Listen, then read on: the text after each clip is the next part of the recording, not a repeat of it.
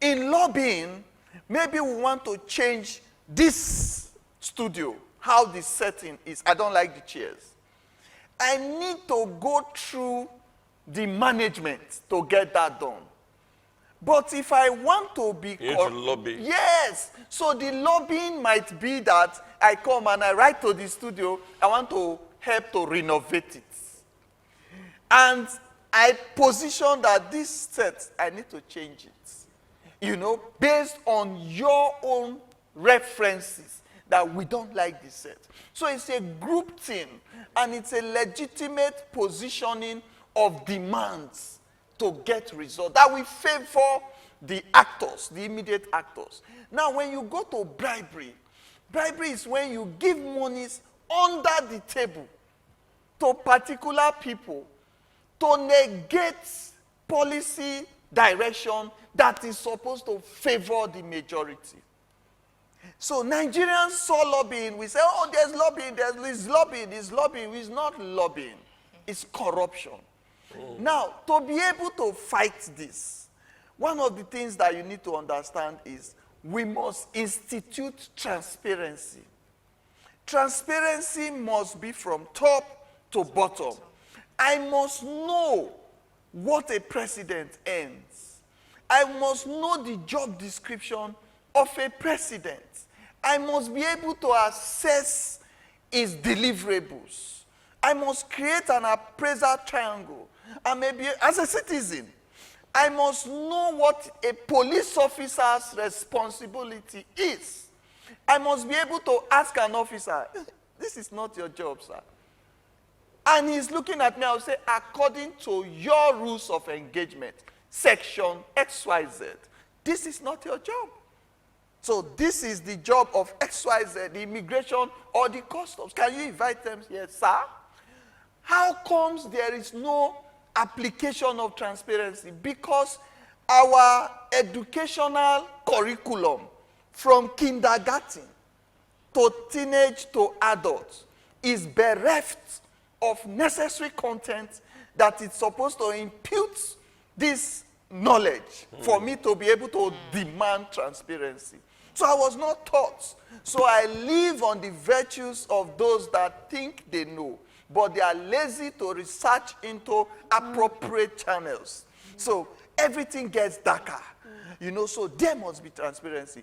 The second thing that you need to know is the judiciary. Integrity in the judiciary.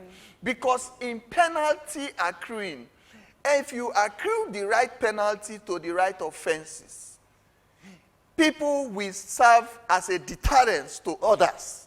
My penalty will serve as a deterrence to you. True. And my penalty will catch a lot of downlines and uplines. If I'm caught at the airport, somebody was just caught at, is it Kano Airport also, with different currencies of ₦1 billion. If that investigation is not truncated, if there is transparency and there is judicial integrity, you will see uplines and downlines that will be cleared. The whole of that airport, the criminals there that wanted to take the luggage away from customs search, all those sweeping will be genuine. Before they will build another one again, it will take a long time. But the judicial process has lost its integrity. It has lost it to the extent that the judges are giving scripts to use. And you know the bad thing there is judiciary call up cases that won according to the case of XYZ. In Nigeria, someone long time ago has banned open grazing. What's the thin line between lobbying and corruption? The thin line between lobbying and corruption is bribery. It took me a lot of time. It has been deliberated in the US. In the highest of academic institutions, like a business school, it has been debated. And it was discovered that lobbying is to build traction for a positive idea to be manifested, either in drugs, production. Look, there was a very risky one where people that sell cigar were lobbying to be taken out of the general term of cigarettes.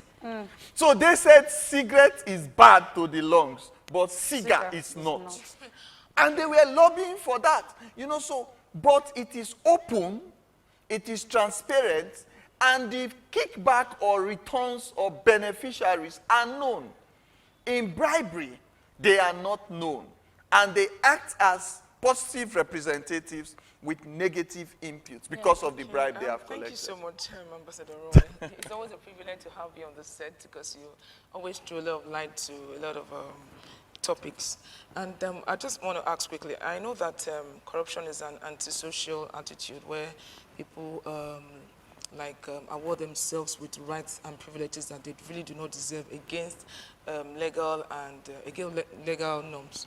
And I realized that this has been in existence even before the independence. You've heard several cases from where maybe they were supposed to import something or funds were being diverted in different arm of the government, both from the judiciary to the executive and all of that. So it's not in one sector, and you say this sector is void of corruption or this other sector.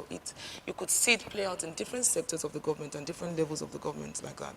So would you say I know that, like I said, it's been in existence before the creation of even the EFCC. But when they came into being, we realized that corruption is a crime, and you can be criminalized for having found in terms of corruption and all of that together. So would you say that the EFCC has been effective in this pursuit of maybe arresting or prosecuting corruption in the nation in general? Would you say they've been effective in their role in this nation? Okay, since we are using the word corruption, let me say that corruption in a word, okay, also means misrepresentation. Okay? So, EFCC is a corruption of agency rules. The police that we have, they have the financial crime units. Yes! So what stops you as the president of that time that EFCC was created? What stops you from enriching the content in that unit?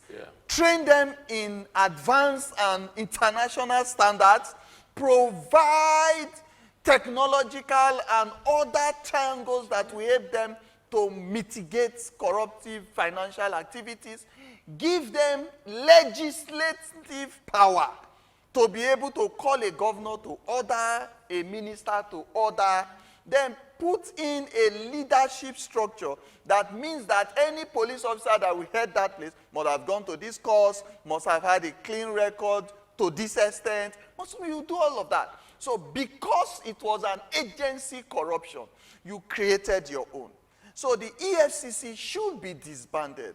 Attention should be placed back on the police financial crime units. That is one. Two, the EFCC was created to attack corruption. Yes, and it has the right triangles that should be with the police corrupt unit, but it's now in another agency. So are you saying that but EFCC... who gives them instruction, who takes into account approvals for their action, who follows through, what judicial process will they still go through? Because we talked about integrity of the judiciary. The EFCC does not have a court. There must be a sitting judge to say the evidences you have brought from EFCC against Ambassador Roy stands firm for this penalty, and we sign it off. Okay, fine. Two things. And final two questions. Are you saying EFCC has lost its objectives? I've not been able to achieve its objectives. That's one. Two, we have a new person in the saddle who spent over 100 days in the office now. Will there be a difference? Are you seeing some difference between himself and few other ones who've been in the office and where we've seen more of media trials than the real trial itself? Okay. I come from where I said EFCC should be disbanded. So if I say EFCC should be disbanded, that means Nigerians have lost faith. That means professionalism is dead, is comatose. Then you will now ask me, what do you think is happening to the cases they are attacking, which everyone is seeing. Now, one cap supposed to fit all. In a country where you see the state governors now coming up to say we want to start our own state financial crime processes and and the federal government EFCC is saying it's not possible, we have an overriding effect. Now, sir, let me ask you, if the people at the helms of affairs have dossiers of files, even as cloudy as Nigerian mentality is because we are not giving that transparency I mentioned, we know that so many of them have dark files of corrupt activities, and they are the ones to nominate the head of the EFCC. They are the ones to nominate the head of the judiciary. They are the ones to nominate the head of the police. And they are still the ones to decide who is investigated. What do you think happens when politicians change parties? What do you think happens when a sitting governor, a sitting senator voted by the votes of a catchment of Nigerians that believe in you and the party that put you in power? You have not served your tenure. You are moving to another party, possibly a ruling party, and you think that it is not to hide. Is the EFCC chairman not an appointee of the president? The EFCC chairman is an appointee of the president. The president is an appointee of the political party that put him in power. In Nigeria, there is no patriotism in the executive, in the legislature, in every arm of government, the judiciary, everywhere. Patriotism has gone to second, third, fourth place. Okay. Personal interest is the ruling class. Actually, greed. Yeah, well, Ambassador Roy, it's always a pleasure having you in our program because there's every tendency we'll go beyond those minutes. Yeah. Right. Thank you for coming to this program yet again today. It's been interesting, educative, as usual. And of course, we've learned one or two things. Thank you so much. Thank you, sir. Thank you. Right. So what's our hashtag today?